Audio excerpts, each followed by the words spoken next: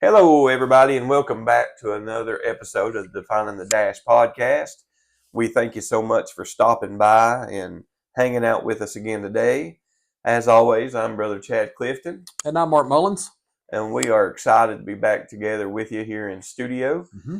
And we are continuing our topic this week on the fruits of the Spirit. And so we want to talk a little bit about another one of those fruits, Brother Mark. Mm-hmm. Looking at Galatians 5 and 22, Mm-hmm. the scripture says, "But the fruit of the Spirit is love, joy, peace, long suffering, gentleness, goodness, faith." And of course, it continues on into verse 23. But I want to pick out of that. We've covered love and we've covered joy. And another great thing that this world has been looking for is peace. Okay. Now, you're talking about peace as in a piece of cake, or are you talking about another kind of peace? Clarification purposes for us guys that are hungry. We often find our piece of cake. I have found too many pieces of cake. I have found many pieces of cake. My grandma's house, my grandma always had sweets. Oh, yeah. I mean, man, and she always had a cake of some kind on her table, but then she had all kinds of little Debbie lunch cakes, and she kept them on the shelf in her closet. Oh, She had a yeah, big walk-in man. closet in there, so we were constantly running to Granny's closet and Looking for a little peace. coming out with our pockets full of Peace. peace. Piece of diabetes, but it's That's peace. right. But Webster defines peace Mhm. as freedom from strife, war, or trouble. Okay. So freedom from strife sounds good. Freedom from war sounds good. Mm-hmm. Being free of trouble sounds good. Man, it sounds great. And so that definitely sounds like a good thing to have, don't it? It sounds like a great thing. And so if we can find somebody, and we think of somebody, and think of a Christian character that displays love to their fellow man, Mm-hmm. they have a joyous attitude, they're just joyful all the time. Mm-hmm. They're full of peace. They're not trying to fight. They're not trying to stir up trouble. Uh, that sounds like a good person to hang out with. That sounds like a great place. And if they also have a piece of pie. Oh, now you're talking, man. That sounds like homecoming That to may me. be holiness. That sounds homecoming to me. That sounds like homecoming. Psalms chapter 34, verse 14 says, "Depart from evil and do good. Mm-hmm. Seek peace and pursue it." Okay. I think it would definitely benefit us to seek peace. Mm-hmm. Now, this world searches for a lot of things. They're Mhm. always searching for something to satisfy. There's always something missing. There's something they're always looking for. And a lot of times that something is peace. Absolutely. And as we heard a preacher say the other night, you won't have peace from God until you have peace with God. Mm-hmm. And so until you really get saved, you're not really going to know what peace is. Right. And, a lot of people try to find it at the bottom of a bottle. Mm-hmm. A lot of people try to find it in a drug or in something else like that. I had the opportunity this week to pray with a young man that I've known since he was, I don't know, probably 6 or 7 years old, and he's about 20 now. And, we was there praying with him. Well, the service was going great. And I looked back, and he's back there crying, and I went back and just began to pray with him. And another brother came over, and he told him, he said, you're going to have to just fully surrender whatever it is you're holding back. Mm-hmm. You're going to have to just fully surrender to God. Mm-hmm. And he just began to cry harder and just humble down, and we prayed with him probably about 30 minutes, and all of a sudden he just stopped and said, "I'll be right back." And he just went running out of the back of the building. And we didn't know what was going on. And within a few moments, here he come running back in, and he ran up through the crowd that was gathered around the altar, and he slammed something down on the altar and just went right back into praying. And I never did see myself what it was. Others said they thought it was like those pouches of nicotine that you put in your mouth and stuff. I don't know exactly what all it was, but it was something he was using to satisfy a longing that he was having. Sure. And there's a lot that we will try in this world that's not going to bring us the peace that God can bring. Right. Well, Brother Chad, he's talking about gave a great definition of peace. Did you come up with that yourself, or somebody else write that? No, that was old Webster. Oh, okay, all right. Have to go with Webster. You got to give credit where credit's due. Yeah, right? that's right. But I was looking here. Adam Clark, very, very good guy, I reckon, kind of like Webster was. But he was talking about peace, and he talks about how peace is the calm, quiet, and order. Oh, yeah. Which takes place in a justified soul. But he was talking about peace is freedom from war and freedom from, some of these other things.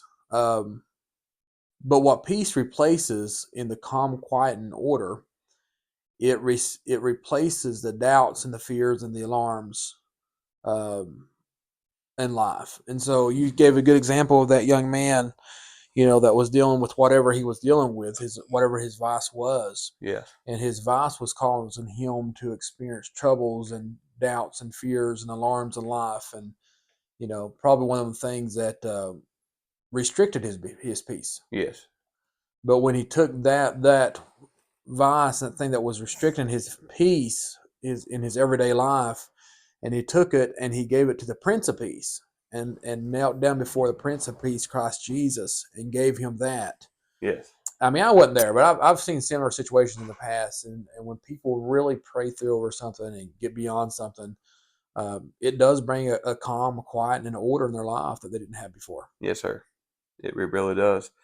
And I have met people that were, I thought, the most humble people that I've ever met in my life. Mm-hmm. People that just seemed like you could not make them angry.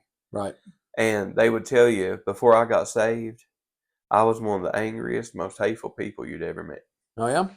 And I would be like, I can't imagine that you were ever like that. Mm-hmm. And they would tell you, that Christ brought such a peace in my life that it just totally changed me, Right. And, that, and I've heard that, more than once, that he has that ability to do that. I've seen it firsthand. I've seen it, time and time again. And,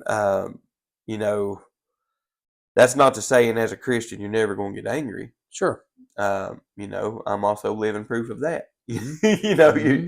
You hang around me very much, you're liable to get angry at me if nothing else. It's possible. My blood pressure's going up. No, I'm just kidding. That's probably somebody calling right now to tell me they're angry at me. You probably never so. know, Put them on hold. Put them on hold. Yeah, put them on hold and make them more angry. But Christ brings such peace, and if the world could just lean on Him and would just accept Him. Right. Instead, what our nation, and we live in a wonderful nation, the greatest nation on earth. Yes. But what she's trying to do is our nation is trying to really get rid of the very thing that could bring peace to our nation. The one thing, the Bible, that our nation was built upon, we're now saying, throw it out. It's a hate crime. Yes. It's hate speech. At one point, I didn't even know, Brother Mark, there was 80 nations in this world, but at one point I read there was over 80 nations already that had outlawed the Bible due to hate. They say it's hate speech, it's hate crimes, and all these things. And it's a book of love. Sure. It's a book of peace. It's a book of, taking care of, bearing one another's burdens. Showing love one to another, and all this. It's not about hate at all. Right. It's about loving your fellow man, hating the sin that he's committed, right, and telling him of a better way. Well, it's a book about reality. Yeah. And sometimes people have a hard time dealing with reality in Yeah. various realms. And when you have a book that has been so beautifully and wonderfully designed by God and written by God, that tells us where we come from, where we're going, where we're at, where we're going to, what's going to transpire, how it's going to transpire. Yeah. You know, what you get when you reap different things. You know, when you sow different things, what you're going to reap, and and tells us about the plan of salvation. You know, it's a book of reality. Yeah. You know, a lot of people don't want to deal with reality, but you're talking about a guy. You know, the guy that was praying. It reminds me of a gentleman that I know, and the gentleman that I know, great guy. Uh, he comes into the office one day and he's asking me about detox. You know, Uh-huh. how do you detox? Well, I don't know anything about detox, but I know somebody that does know about detox, and so I sent him right to the direction I think that would help him do a detox in his body. Anyway, so he goes to this place of business, and there's a really good Christian guy and girl that owns this business. Hmm. And the guy comes in there, and the owner of the business calls me about 10 minutes later after this guy left my office. And it's like, Brother Mark, you're not going to believe this. You're not going to believe this. So I'm thinking, I don't know, maybe a water line busted. I don't know. This guy seems very excited on the phone. I'm stressed out at work. What is going on? You don't ever call me. So I'm just all this going through my mind. He's like, did you know that so and so that you sent up here came up here, asked for detox, and he's like, and 10 minutes later, that guy gets saved? I Wow. was like, man, how did that happen? But anyway, long story short, and I'd have to get the details from the guy and had a long conversation with him about how all that happened because it just kind of blew my mind. But that guy, when he left that place of business, he said, I came in here looking for a detox, but I got really what I needed. I have peace. Praise God. Yeah, true story. Yeah, true story. That is awesome. Yeah, absolutely. So, a lot of people, brother, like he's talking about, just mentioned going for the bottom of the bottle. This guy's not a drinker, but you're right. A lot of people would reach and grab and try to grab onto something to bring some kind of quiet, calm, and order in their life. Yeah. A lot of times they just want to forget something that's happened in their life. Yes. Or something that they've done. Yes. There's and they just can't be at peace with decisions they've made, or and there's only one way to find that real peace. There's only one way. Yeah. The another definition here for people in the audience that might like definitions. I don't know. We got a lot of definitions. Oh yeah, we like definitions. But talks about peace, and it says that it helps someone to feel the assurance of pardon, and how that pardon brings peace and satisfaction to the mind. Yeah. It almost like sends the mind on vacation. Oh yeah. You think about what you've done or what people's done to you, and lay in a bed at night, and you're supposed to be sleeping, but you're just thinking about how you messed up that day, or how you failed your family, or you failed your friends, or you failed your church, or how other people failed you. Yeah. But that calm, quiet peace that only God can bring is beyond words. Well, and it's our pastor was sharing a story with us the other day, and he was telling me about it there at the school, and then he related again in I believe it was either in chapel service or in church that night, one. And but he was telling a story that he had woke up early that morning, and he just was feeling real down on himself, just feeling real down, and a lot of weight as a pastor, trying to get souls saved and everything, and then he dozed back off, and when he did, he said in his dream, he started to dream, and he was just on a riverbank. He said it was just, if you're standing on the edge of a trout stream, it's just, the water flowing by, it's just automatically a peaceful thing, And he said he believed he was fishing with old Helgemite. Well, we call them in the country here, we call them Helgemites. But I think it's Helgramite or something's how you actually pronounce it. Can you spell it? And normally, I probably can, because I've had to look them up lately. But and that's a long story we won't get into. But usually, they're good for bass fishing. Okay. You can catch them out of rivers and stuff down here. But I've never caught a trout with one. Mm-hmm. And he said he was fishing with the Helgramite, and he was like, I probably won't catch nothing, just going to be casting again and not catching anything. And he said he casted that thing out, and he caught the biggest old trout. and it was solid. He said when he reeled it in, it was just solid white, Man, it's awesome. just a solid white, big old trout. Yeah. And he said, when I woke up, he said I was at peace, and I was excited, Mhm. and I was just ready to go again. Yeah. And Yeah. you know, things like that. You know, John 14:27, Jesus said this. He said, "Peace I leave with you, my peace I give unto you. Not as the world giveth, Hmm. give I unto you. Let not your heart be troubled, nor let it be afraid." Right. Now, if Christ said it, I think we can take it to the bank. It sounds like Jesus gave it to us. The question is that I have for myself: am I willing to receive His gift? Absolutely. Yeah. Absolutely. And so, And you know, a lot of times that's the thing. Christ didn't make salvation complicated. right. A lot of times it's us.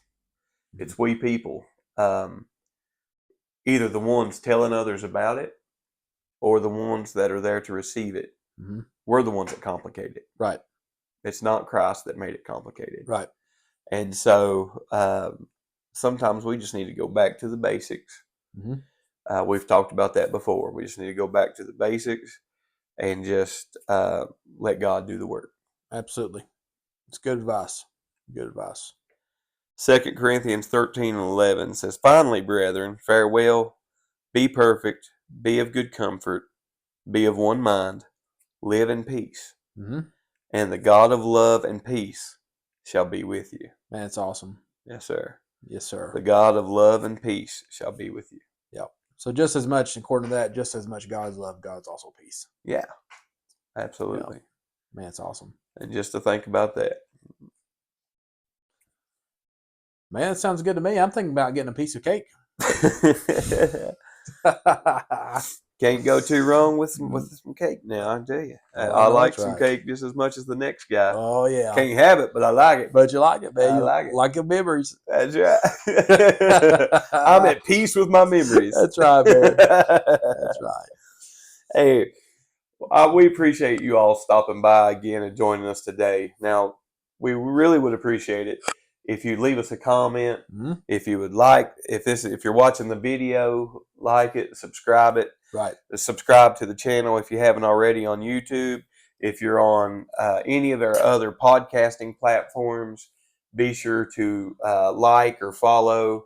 I can't remember exactly how it says it on there. It's either a like or thumbs up or you know, follow to subscribe. But a lot of our listeners they're searching for it, going in and listening to an episode or whatever, but they're not subscribing or following. Okay. Probably 75% of the folks that listen to our episodes are not actually subscribed or listening or anything, you know, or not linking up like that. So be sure to go in and like and subscribe. We would love to hear from you. Absolutely. Hear what you think about the episodes. Right. Or Now, even the ringtone.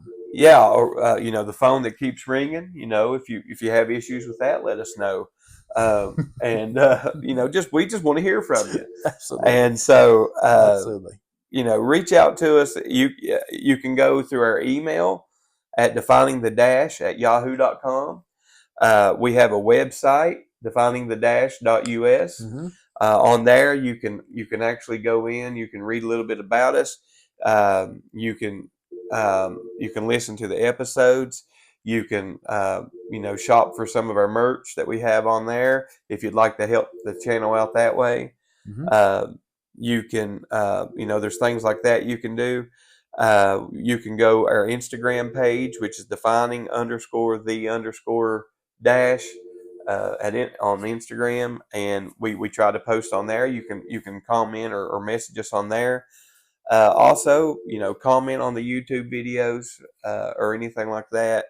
Any way you can get comments to us, we'd love to hear from you. Hmm. And we'll try to respond to those as quickly as we can. Now, on any of those, you all that listen through, is it Podboom or Samsung or places like that are not, you know, if you have commented and I've not replied, I'm not receiving comments from those probably. And so we are on about 12 or 14 different platforms. but I'm not sure that all the statistics and all the comments or everything's coming through properly. So I do know that, you know, Apple and some of those Google and different ones that we're using there are coming through, but not so much on the other ones. So um, if you do follow us on the YouTube and on Apple or Spotify or any of those, feel free to leave us a comment, and we would love to hear from you.